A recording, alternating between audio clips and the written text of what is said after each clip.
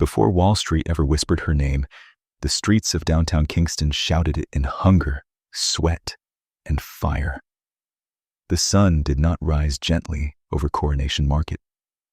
It came hard. It came loud. It came with the shouting of vendors staking their space before daylight could even decide if it wanted to stay. The smell of saltfish, overripe mango, sweat, diesel, and raw earth mixed into something that only Kingston could understand. And right in the middle of it, barefoot some mornings, slippers broken on others, stood Marlene Baptiste, a woman the market would one day call Pepper Lady. But not yet. Back then, she was just Marlene, a young mother with 2 children tied to her waist by necessity and stubbornness. Her stall wasn't even a stall at first, just a wooden cart her uncle built from leftover crate boards and bent nails. It leaned slightly to one side, like it too was tired of life. But it held, and so did she. "Come get your pepper, fresh Scotch Bonnet, hot like fire, sweet like Sunday." Her voice cut through the noise like a blade. Not loud just to be loud, but loud because survival demanded it. The first child, Dwayne, clung to her skirt, eyes wide, learning early that the world did not pause for children. The second, Shanice, sat on an overturned bucket, sorting peppers with small fingers that moved faster than most grown vendors. There was no daycare. There was no relief. There was only the market, morning to night, rain to blazing sun, hunger to small victories. Marlene learned quickly that Scotch Bonnet peppers were not just food. They were currency, reputation, identity. Some vendors sold whatever came in bulk, but not her. She watched. She studied. She noticed that some peppers burned sharp and quick, while others lingered with a sweet heat that made customers come back. And that is where her mind began to separate from the crowd. She started sorting them, not just by size or color, but by heat, by feel, by instinct, by something deeper. "Yeah, see this batch?" she would say, holding one up. This one cooked nice. Not just hot, flavor." People laughed at first, until they came back asking for that same pepper again. That was the beginning. Not luck, not chance, precision. But life did not reward her quickly. It tested her first. The rain came 1 week without mercy, flooding sections of Coronation Market. Water rose around her cart, soaking her inventory, washing away profit she had not yet made. She stood there in ankle-deep water, holding her children close. And she cried, not loud, not dramatic, just quiet tears that mixed with rain no one noticed. That night, she had nothing to carry home but wet peppers and heavier thoughts.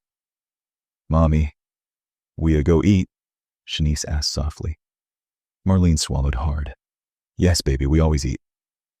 But that night, eat meant one roasted breadfruit shared 3 ways. Still, she returned the next morning. Same spot, same cart, same fire in her chest. Time passed. The market raised her children as much as she did. They learned numbers from counting change. They learned discipline from watching their mother never leave before selling enough.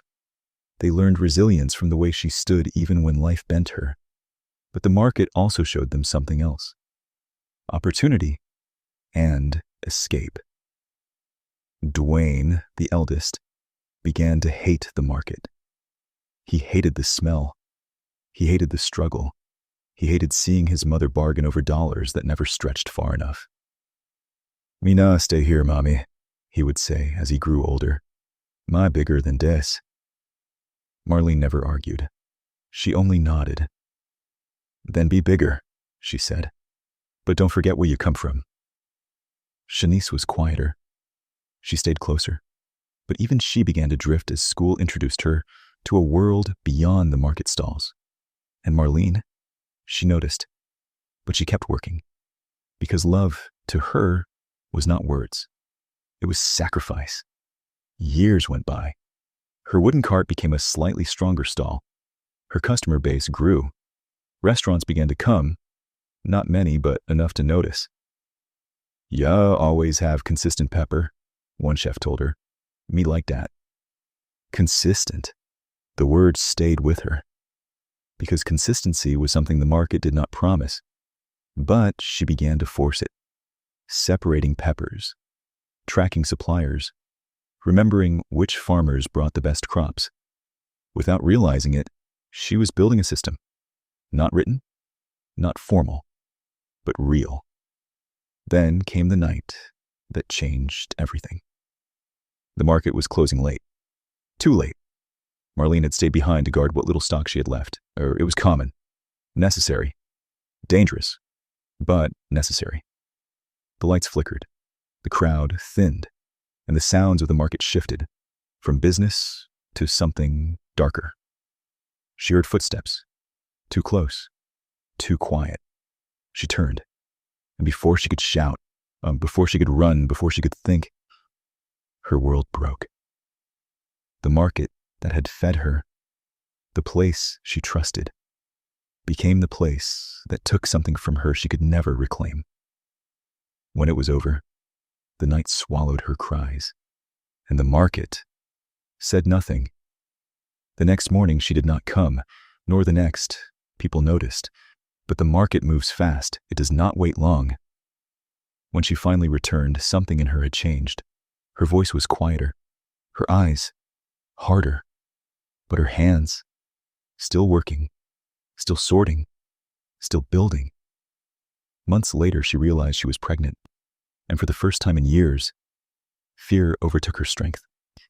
Not for herself, but for the child. "What kind of life am I bringing this baby into?" she whispered one night. No answer came, only the distant noise of Kingston and the steady beating of her own heart. But she made a decision. If this child came into struggle, then struggle would not define them. If pain brought this life, then purpose would raise it. And so she returned to the market once again. Pregnant, tired, but unbroken. And with every Scotch bonnet she sorted, with every customer she served, with every dollar she saved, she unknowingly laid the first stones of something far bigger than Coronation Market could ever contain. Because buried in her pain was precision, and buried in her survival was the beginning of a system that the world would one day pay millions to understand. But for now, she was still just Marlene, still in the market, still fighting, still burning with a fire no one could measure. And the world had no idea what was coming. The market did not change for her. That was the first truth Marlene learned after everything. The same vendors shouted. The same trucks rolled in heavy with produce. The same buyers argued over dollars like nothing in the world had ever broken. Only her had changed, and she carried that change quietly. She did not speak about that night, not to the police, not to the other vendors, not even to her own children. Because in the market, silence was survival too. But something else grew alongside the silence. A deeper focus, a sharper mind, a refusal to ever be small again. Her pregnancy advanced, and the weight of it slowed her body, but not her thinking. If anything, her mind became more exact, more calculating. She began to notice patterns she had ignored before. Which farmers delivered late, which peppers spoiled faster, which customers paid on time, and which ones delayed. She stopped guessing. She started tracking. Not with books at first, because she had none, but in her head. Every detail, every transaction, every mistake. And slowly, the small differences began to separate her from everyone else around her. "You always have the same quality," one restaurant owner told her again, more serious this time. "How ya do that?" Marlene looked at him for a moment before answering. "Me pay attention." But what she was really doing was building control. Control over heat, control over supply, control over outcome. And that control began to bring something new into her life. Consistency. The chefs returned. Then they brought others. Then they started asking for specific quantities.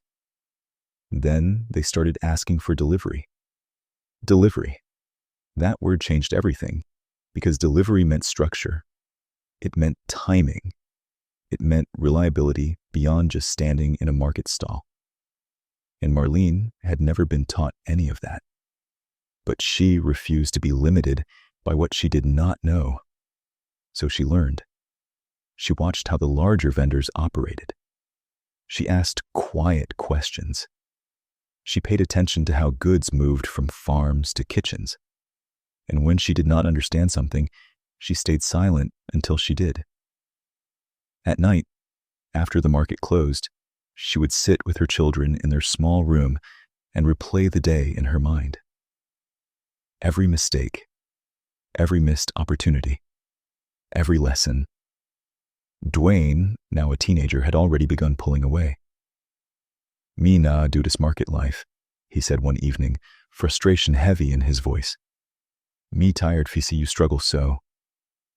Marlene looked at him, not with anger, but with something deeper. "Then use it," she said calmly. "Use way you see and do better." But he did not hear the lesson.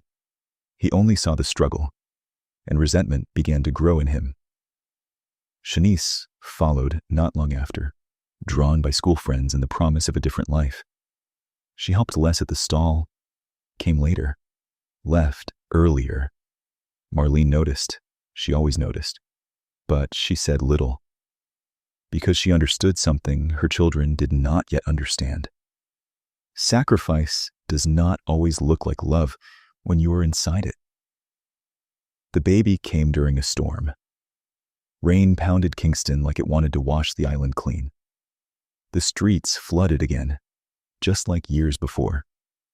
But this time, Marlene was not standing in water with uncertainty. She had prepared. She had stored dry goods. She had saved money. She had planned. And when the labor pains came, she did not panic. She endured. Hours later, a child entered the world. A girl, small, quiet, but strong.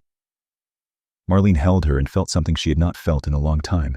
Not fear, not pain, but purpose. She named her Alana. And from the beginning, Alana was different.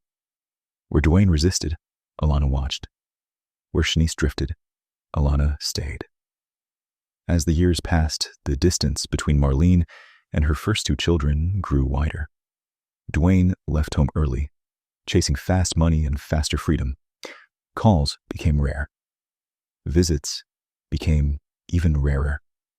Shanice went off to school and slowly built a life that did not include the market or her mother. They did not see the system she was building. They did not see the discipline behind the struggle. They only saw what they wanted to escape. And one day, the truth came sharp. "Mommy, you embarrassing," Shanice said during a rare visit, looking around the stall with discomfort.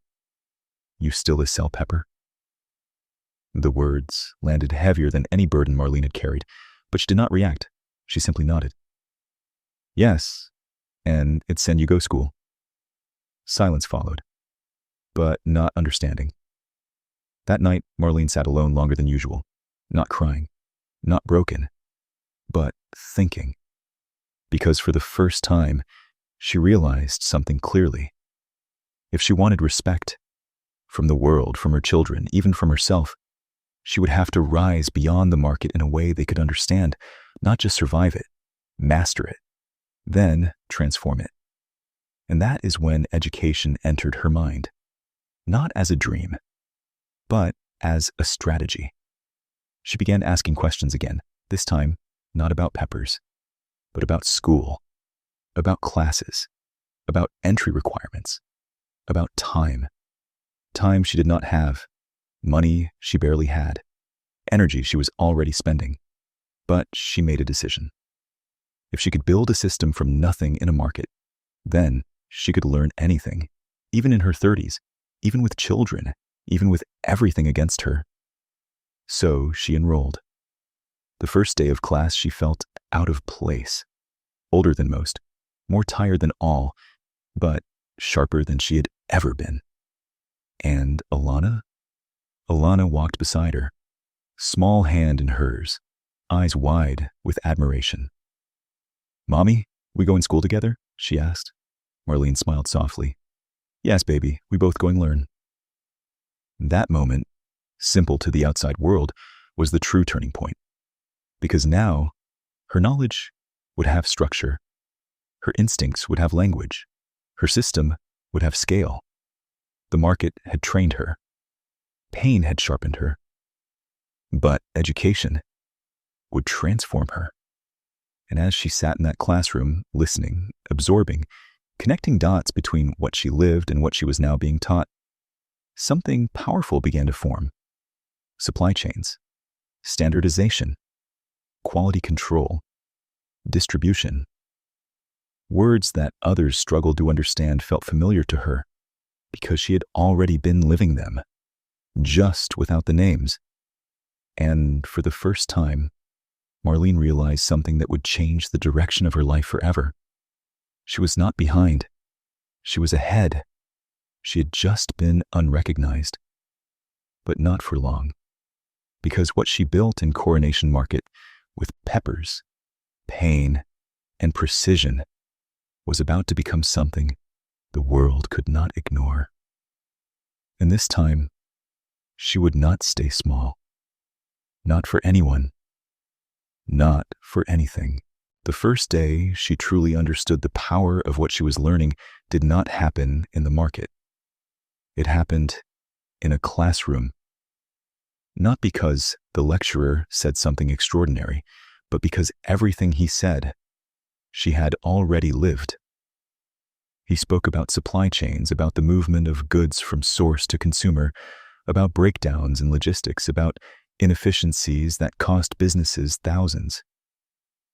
Marlene sat still, her notebook open, pen in hand. But her mind was not in theory. It was in Coronation Market. She saw the farmers who came late.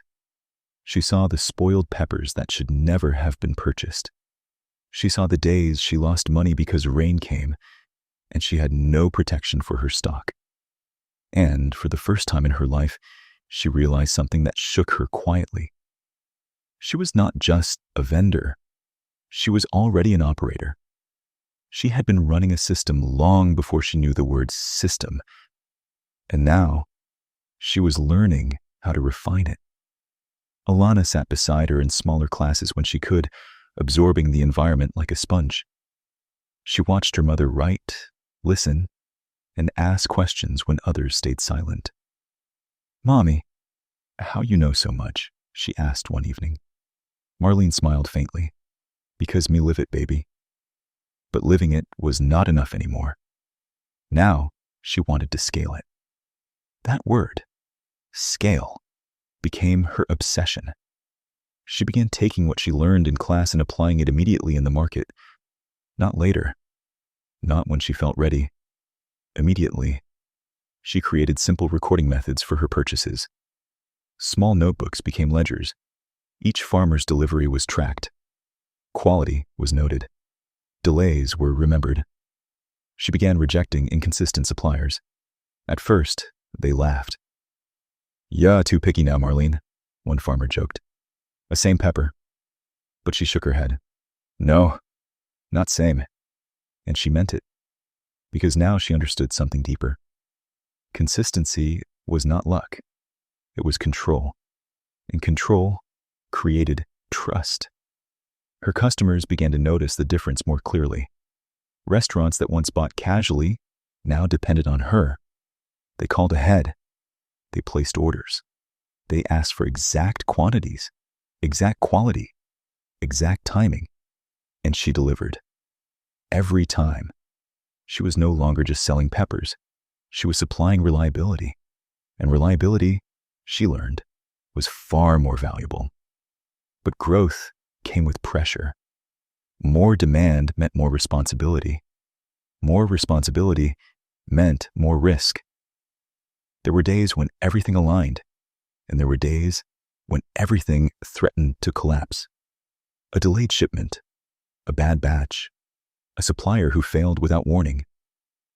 And each time, Marlene had to solve the problem quickly, because failure now affected more than just her. It affected businesses, reputations, relationships. She adapted. She created backup suppliers. She diversified sources. She began thinking not just about today, but about tomorrow, next week, next month. And slowly, something remarkable began to take shape. Standardization. She developed her own way of grading Scotch Bonnet peppers. Not official, not written in any textbook, but precise. She separated them into levels of heat, size, ripeness, and shelf life. She learned which batches worked best for sauces, which ones were better for cooking, which ones traveled well without spoiling. And she started labeling them. Simple at first, then clearer, then consistent. One of the chefs noticed. "Yeah, have different grades now?" he asked, examining a batch. "Yes," Marlene replied calmly. "Depends what you need." He looked impressed. "Yeah, running this like company." She did not answer, but she heard it, because that is exactly what it was becoming. Meanwhile, her studies deepened. Accounting, logistics, business strategy, words that once felt distant now felt like tools she could use. And she used them relentlessly. There were nights she barely slept, days she felt her body reaching its limit, moments she questioned if she had taken on too much. But then she would look at Alana and remember why she started. Alana grew not just as a daughter, but as a witness. She saw everything: the early mornings, the long days, the late nights of studying, the sacrifices no one else saw. And unlike the others, she stayed. She helped. She learned. The bond between them grew stronger than anything Marlene had ever known. One evening, as they sat reviewing notes together, Alana spoke softly. "Mommy, me won't be like you." Marlene paused, not because she did not know what to say, but because she understood the weight of those words. "No, baby," she said gently, "be better than me." That was the difference. She was no longer just surviving. She was building legacy. But not everything healed with success. Years passed, and her first two children remained distant. Dwayne only called when he needed something. Shanice visited less and less. Their lives moved forward, but without her at the center. And though Marlene had grown stronger, the absence still sat quietly within her, unspoken, unresolved. Yet, she did not allow it to stop her. Because by now, she understood something critical. Growth often comes with loss, and not every relationship grows with you. So she kept moving. Her business expanded beyond the market stall.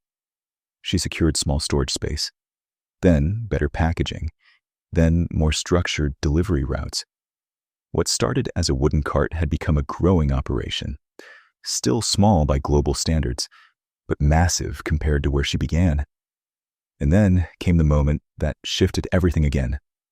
A visitor, not a regular, not a local chef, but someone from outside. A buyer connected to export markets. He observed quietly at first, watching how she worked, how she sorted, how she organized, how she managed orders without confusion. Then he approached. "You ever think about exporting?" he asked. Marlene looked at him carefully. "Export?" "Yes. International market. Caribbean spices, big demand." For a moment, the market noise faded. Not completely, but enough.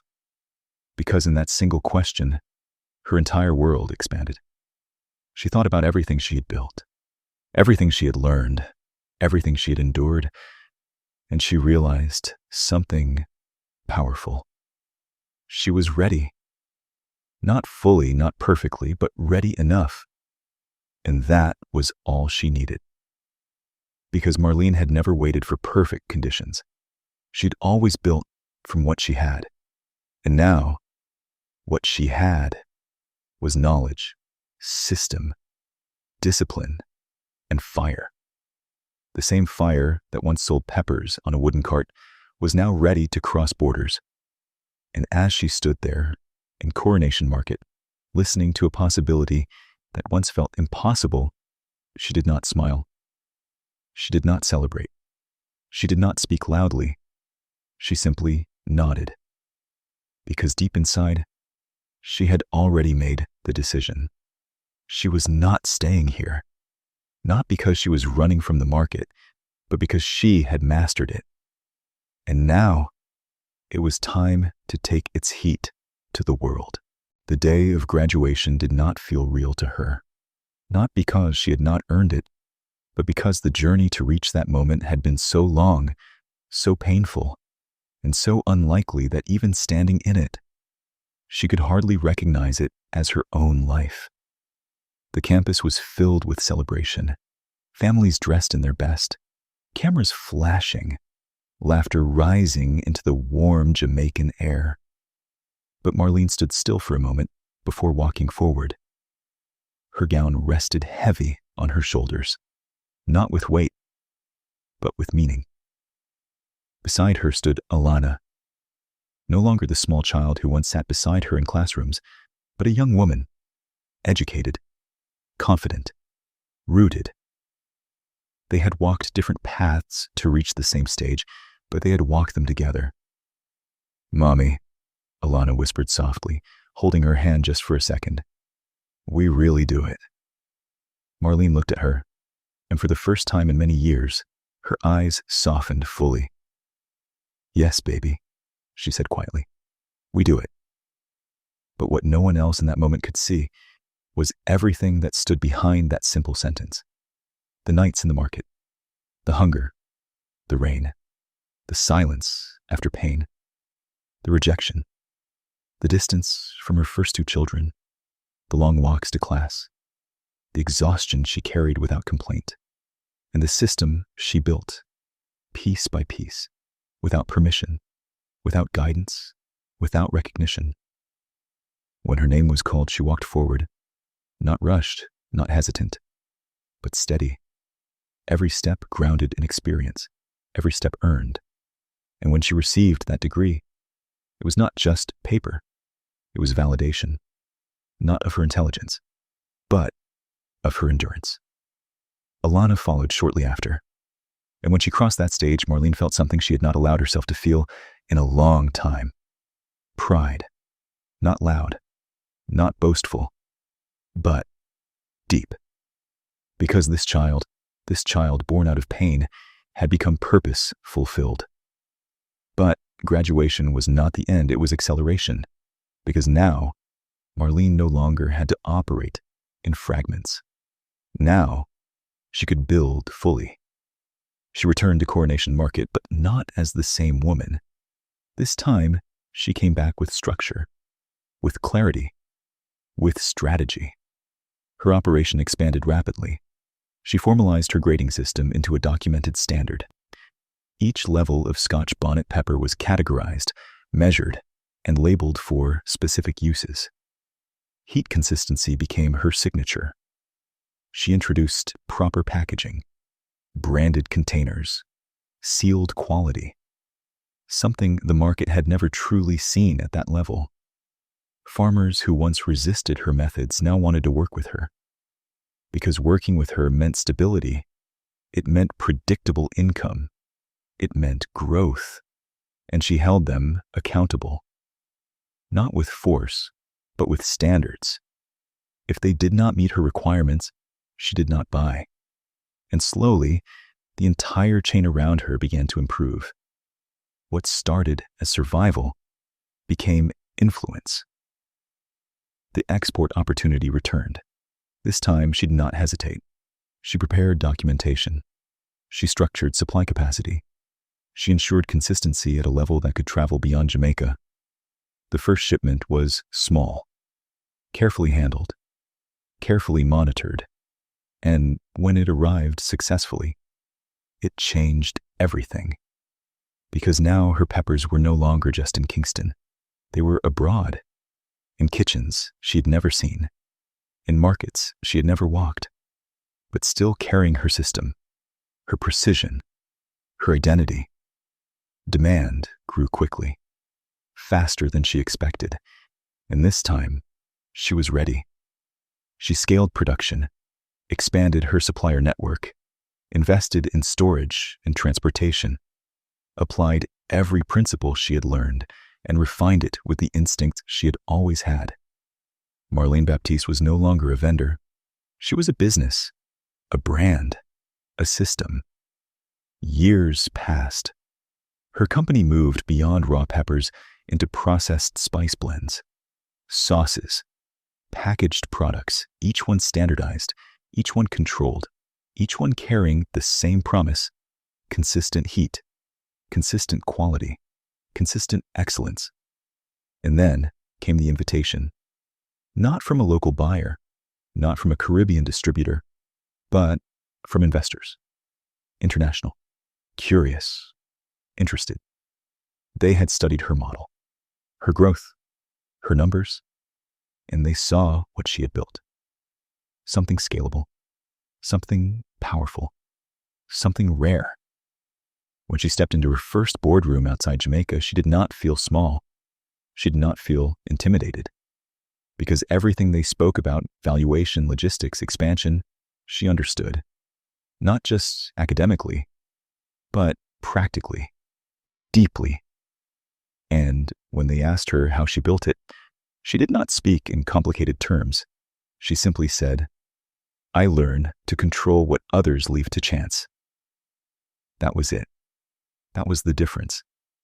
Her company expanded into international markets, North America, Europe, Caribbean exports at scale, and soon, her presence reached spaces that once felt impossible. Wall Street conversations, investment discussions, strategic partnerships, not because she chased them, but because she built something undeniable. But even in success, life returned to test her heart. Her first 2 children came back, not at the beginning of her success, but after it was visible, after it was undeniable, after it was safe. Dwayne stood in front of her one afternoon, older, worn by his own choices. "Mommy," he said quietly, the same word he had not used in years. Marlene looked at him, not with anger, not with bitterness, but with understanding. Because she had already lived long enough to know people return when they finally understand what they left. Shanice came too. Different energy, more regret than pride. And for a moment, just a moment, the pain of those years rose again. But Marlene did not let it control her, because she had already chosen who she would be. "I never stop be your mother," she said calmly, "but life teach all of we different." There was no dramatic reconciliation, no sudden healing, but there was space. And sometimes, that is where healing begins. And through it all, Alana remained. Not just as a daughter, but as a partner, educated, capable, aligned. The child born in pain became the one who carried the future. And one evening, standing on a balcony overlooking a city far from Kingston, Marlene allowed herself a moment, a real moment. She looked out at a world she had once only heard about, and she remembered the wooden cart, the flooded market, the hunger, the silence, the fire. And she realized something that no degree, no investor, no recognition could ever give her. She had not just escaped the market, she had transformed it. She had taken its heat, its struggle, its lessons, and turned it into something the world respected. Without losing its soul, without forgetting where it came from. And that was her true victory. Not the money, not the recognition, but the fact that she remained who she was, just expanded, stronger, wiser, unbroken. From a wooden cart in Coronation Market to conversations on Wall Street, Marlene Baptiste did not just rise. She built something that could never be erased. Because it was not built on opportunity, it was built on fire. And fire, when controlled, can change the world. Years passed in a way that no longer felt like survival. Time, which once dragged through hunger and uncertainty, now moved with quiet purpose. The days were still full, still demanding, still disciplined, but they were no longer defined by struggle. They were defined by direction.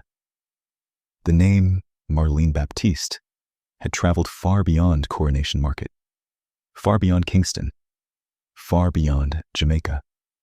It lived now on packaging in supermarkets across countries she had never visited as a young woman. It sat on shelves in places where people could not pronounce Scotch Bonnet properly. But they knew the taste. They knew the consistency. They knew the quality. And without ever meeting her, they trusted her. That was the part that amazed others, but not her, because she understood exactly what that trust was built on. It was built on thousands of unseen decisions, on standards that never bent, on discipline that never relaxed, on a system that did not depend on luck. But even with all that growth, there were moments, quiet ones, when her mind returned to a single place: Coronation Market, not as a memory of pain, but as a foundation. One morning, without announcement, without media, without attention, Marlene returned. The market had changed, but not completely. The noise was still there. The bargaining was still there. The smell of produce, sweat, and heat still rose into the air the same way it always had. But she was different. She walked through slowly, not as a stranger, not as someone above it, but as someone who understood every inch of it. Vendors looked at her. Some recognized her immediately, some did not. But it did not matter. She was not there to be seen. She was there to remember. She stopped at a corner not far from where her wooden cart once stood.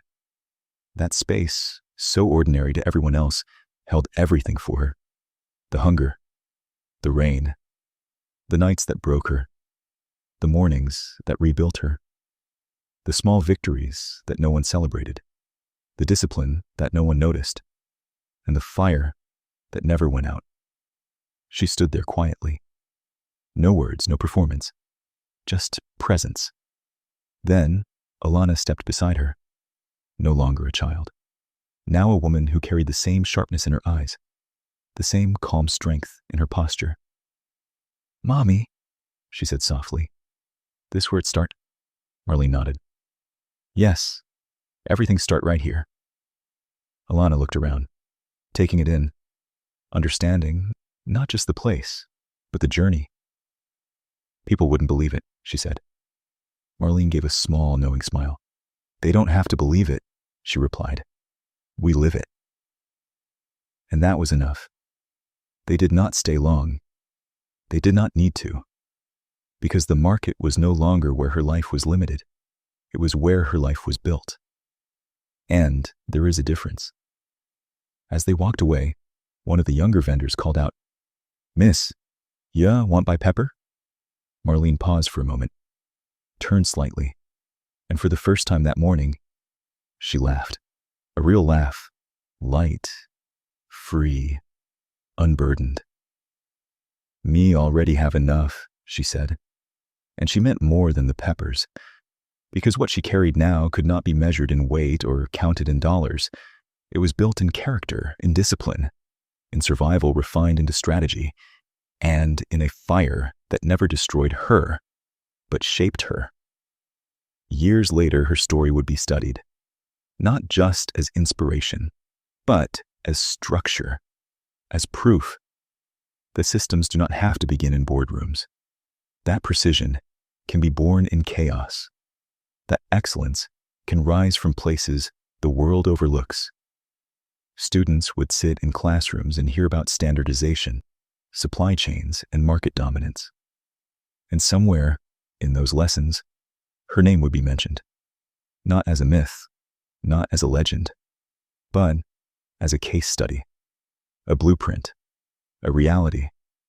But even then, that would never be her greatest achievement. Her greatest achievement was something far simpler. She did not lose herself. She did not erase her origin. She did not trade her identity for acceptance. She expanded. She refined. She elevated. But she remained. And that is why her story mattered.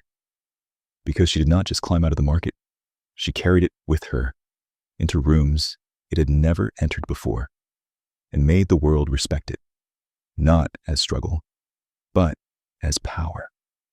And somewhere in the rhythm of Kingston, in the heat of a Scotch bonnet pepper, in the hands of another woman standing behind a small stall, her story continued, not in words, but in fire.